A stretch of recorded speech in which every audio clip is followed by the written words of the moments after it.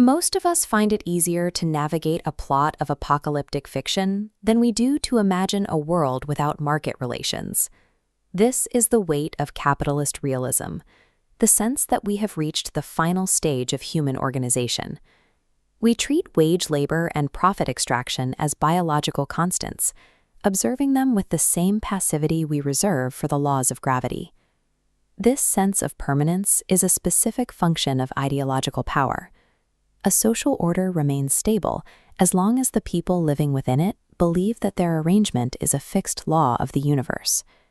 The way 19th century economists defined our modern world follows a template used centuries earlier, when a different ruling class used the stars to anchor their authority.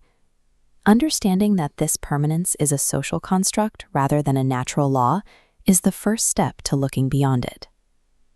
The medieval world was built on Aristotelian cosmology, which placed a fixed, unmoving Earth at the physical center of the universe.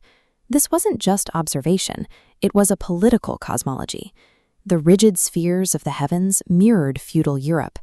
If Earth was the center of God's design, the hierarchy of king, pope, and serf was part of that divine blueprint.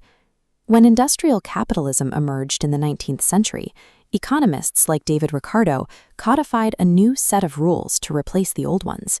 They replaced the divine center with the market, an invisible hand described as an impartial, unchangeable natural law. Whether the anchor is Earth or a market force, the result is an eternal order, making the current hierarchy look like the only possible reality.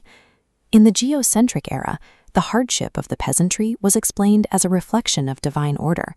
To struggle against your station was to struggle against the architecture of the universe itself. Classical economics applied this to the factory floor. Poverty and wage labor were framed as natural demographic pressures and free exchange, rather than political choices. Both systems use a shared logic to justify why wealth moves upward. By passing social relations through a filter of divine law or market forces, man-made exploitation is reclassified as an unavoidable fact of life. When a society accepts exploitation as a law of nature, the prospect of change shifts from a political struggle to a physical impossibility. Galileo broke this cycle by pointing a telescope at the sky and applying empirical observation. He demonstrated the celestial realm was dynamic and changing. By proving the Earth moved, he pulled the thread that held the entire feudal hierarchy together. 2 centuries later, Karl Marx performed a similar demystification on the economy. Marx used historical materialism to look at society as a dynamic totality. He showed that capitalism was not an innate part of human nature, but a system with a specific historical beginning, driven by internal contradictions. His method revealed that because the current system had a starting point, it was a temporary phase of development rather than an internal destination. Both thinkers uncovered the same mechanism, that the ruling institutions of any era will disguise their temporary power as an immutable law of nature. Today, that mechanism depends on the belief that history has ended, and our current market relations are the final realization of human nature.